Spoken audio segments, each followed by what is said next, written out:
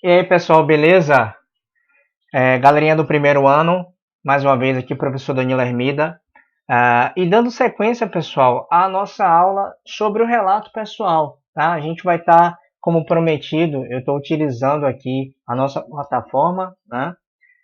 O Geek One.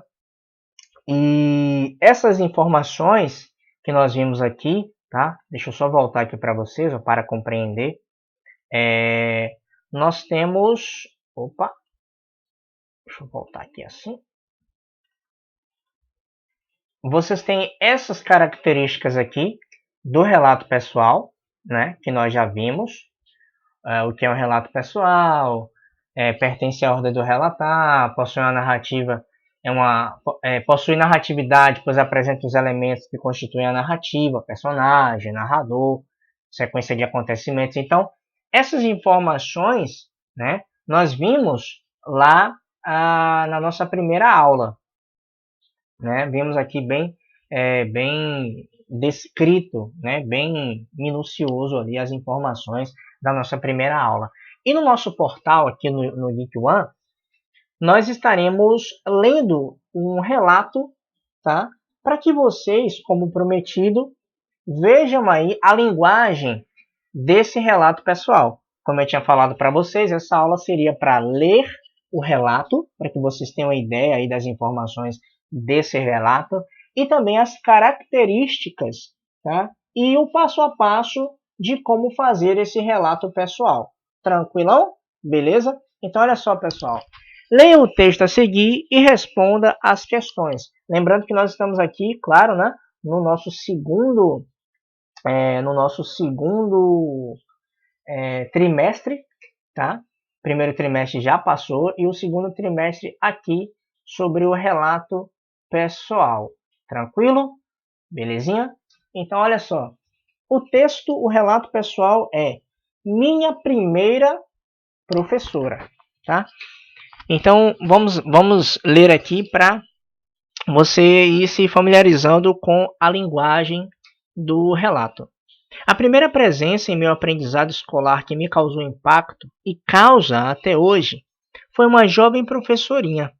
É claro que eu uso esse termo, professorinha, com muito afeto. Chamava-se Eunice Vasconcelos, 1909 a 1977.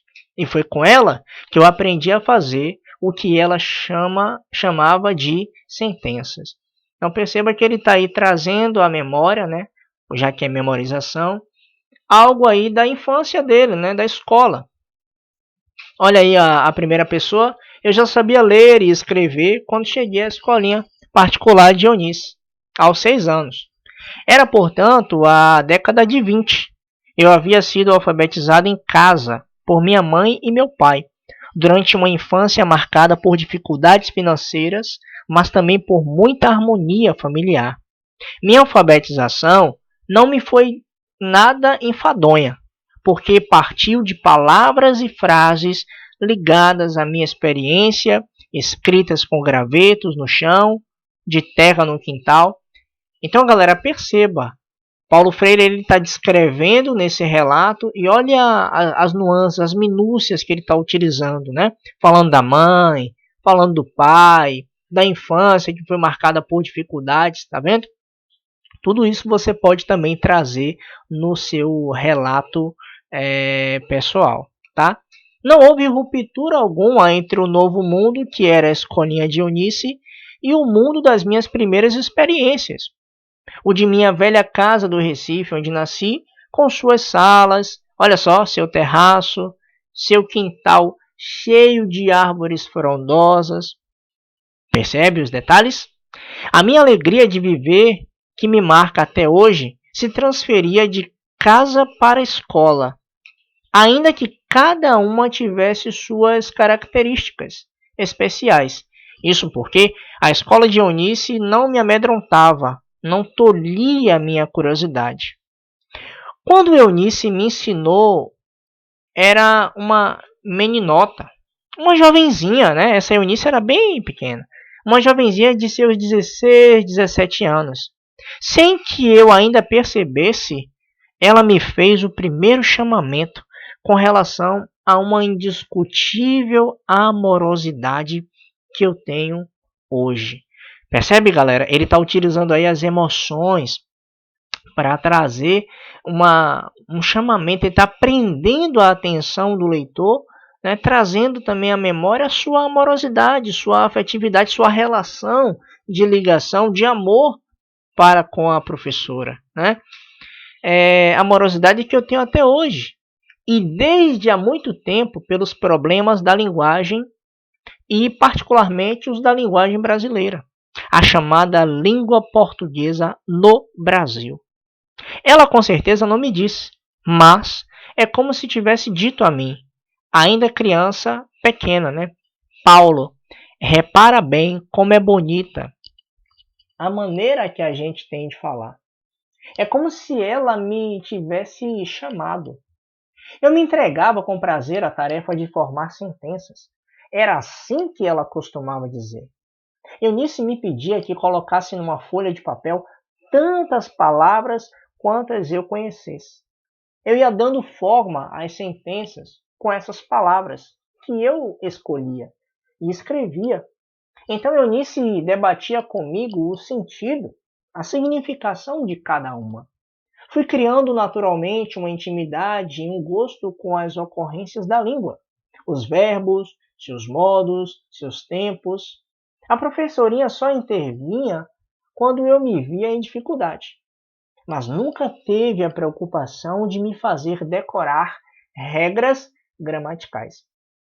Mais tarde ficamos amigos. Mantive um contato próximo com ela, sua família, sua irmã, Débora, até o golpe de 64. Eu fui para o exílio e de lá me correspondia com Eunice. Tenho a impressão de que durante 2 anos ou 3 mandei cartas para ela. Eunice ficava muito contente. Não se casou. Talvez isso tenha alguma relação com a abnegação, a amorosidade que a gente tem pela docência. E talvez ela tenha agido um pouco como eu, ao fazer a docência o meio da minha vida. Eu termino transformando a docência no fim da minha vida. Verdade. Eunice foi professora do Estado, se aposentou, levou uma vida bem normal, depois morreu. Em 1977, eu ainda no exílio. Hoje, a presença dela são saudades, são lembranças vivas. Me faz até lembrar daquela música antiga do Ataulfo Alves. Ai, que saudade da professorinha que me ensinou o beabá.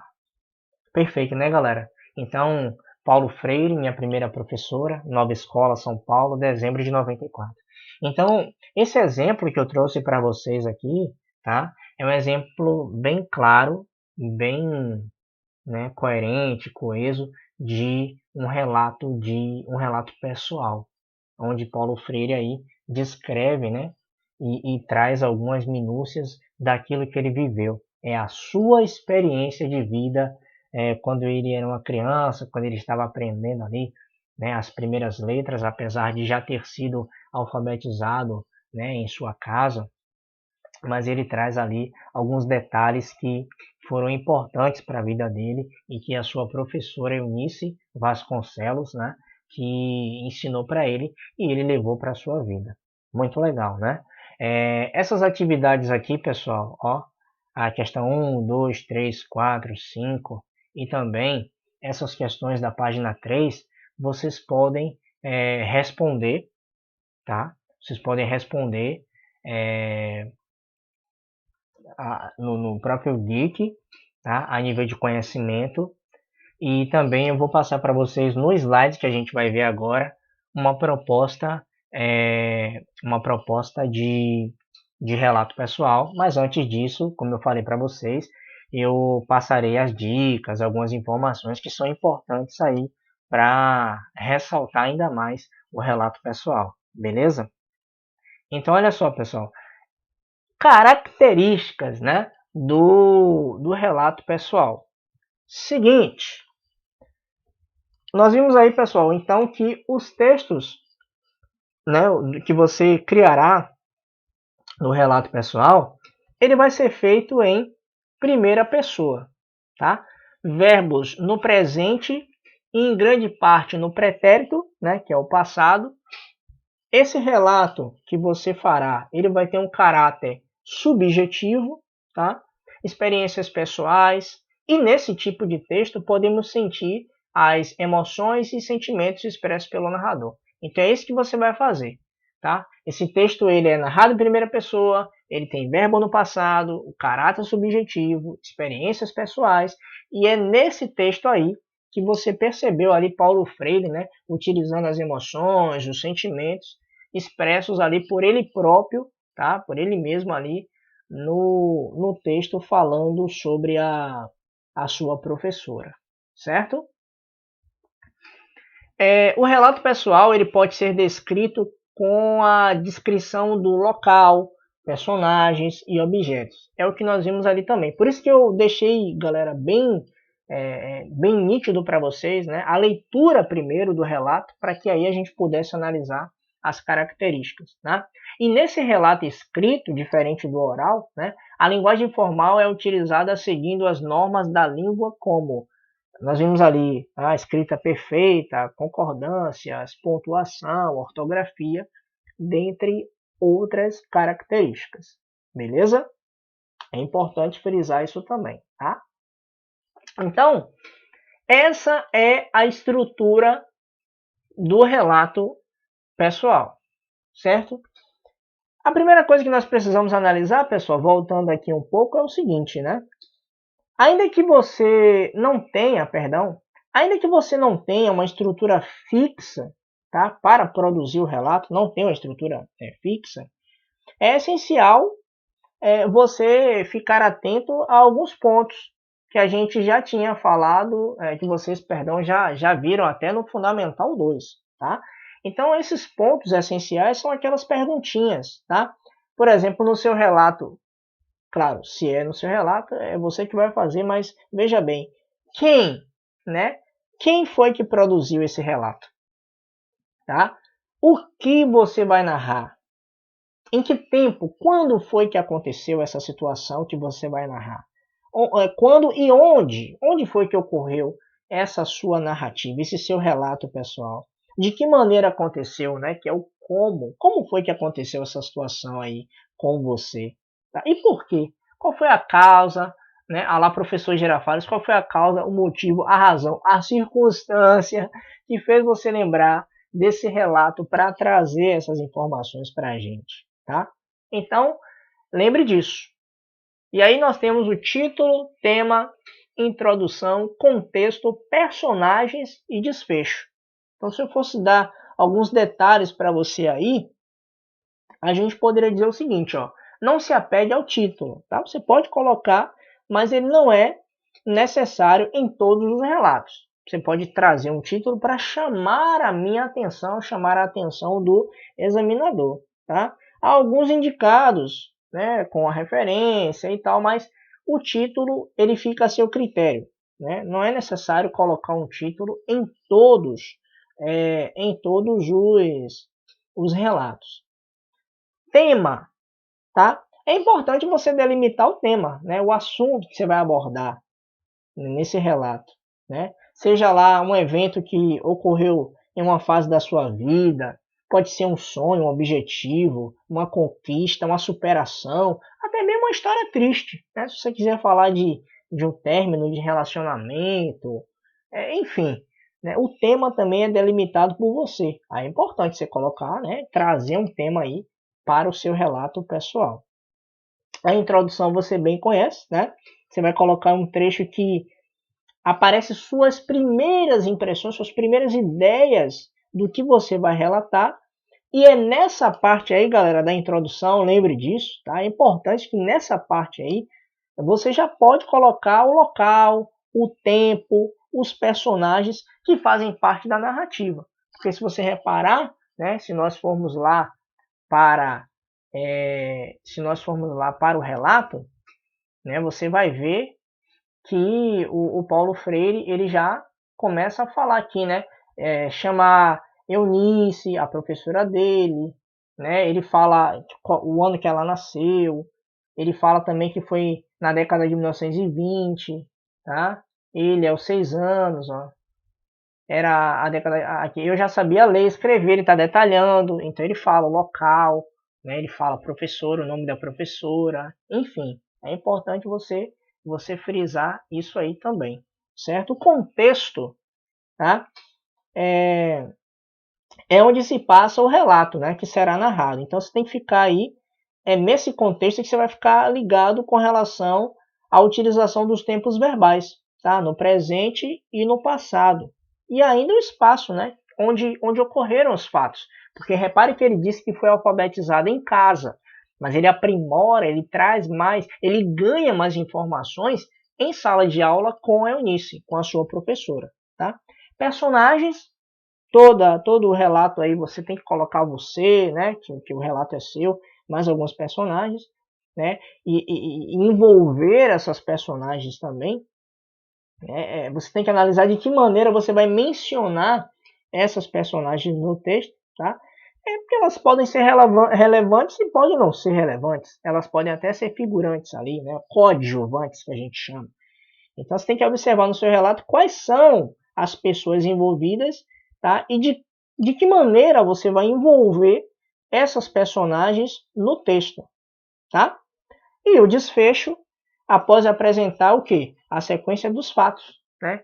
Após você descrever ali no seu relato a ordem dos acontecimentos, é extremamente importante você pensar numa conclusão, né, para o seu relato, seja uma questão que surgiu com a escrita, ou mesmo uma sugestão para as pessoas que enfrentaram o problema, Danilo. É o sono, galera. São 2h30 aqui, eu preferi esse horário para poder dar aula, porque aí fica aquele silêncio. Então você vai analisar ali quais são os problemas, né, as problemáticas que você vai solucionar, né, caso você queira solucionar alguma coisa ou expor, né, é importante que você faça isso aí no seu relato pessoal, certo? Então, olha só, a nossa atividade, tá? Além das atividades do Portal GIC, são essas aqui, ó, galera. Com base nas informações vistas até aqui, crie um relato pessoal descrevendo alguma experiência marcante em sua vida, ok? Seu texto deve ter de 20 a 25 linhas e pelo menos 3 parágrafos, beleza? Então, galera, essa foi a aula de hoje, tá? Sobre o relato pessoal. Praticamente com essa aula a gente encerra, né, esse primeiro capítulo aqui do nosso segundo trimestre, tá? Eu desejo bons estudos para vocês. Eu estou com muita saudade. Eu espero que essa pandemia ela passe logo para que a gente possa estar em sala de aula. Mas saibam que o colégio ele tem feito de tudo, né, para trazer o melhor conteúdo para vocês. Né? Nós estamos nos esforçando a cada dia para trazer o melhor conteúdo para vocês, a coordenação, a direção. Então é importante que vocês façam essas atividades aí para aprimorar o seu agregar, né, conhecimento aí e valores para vocês, beleza? Então, galerinha do primeiro ano aí do Colégio Ponto Alto, façam as atividades, bons estudos para vocês. E é isso, o professor Danilo se despede. Valeu, um abraço, fui!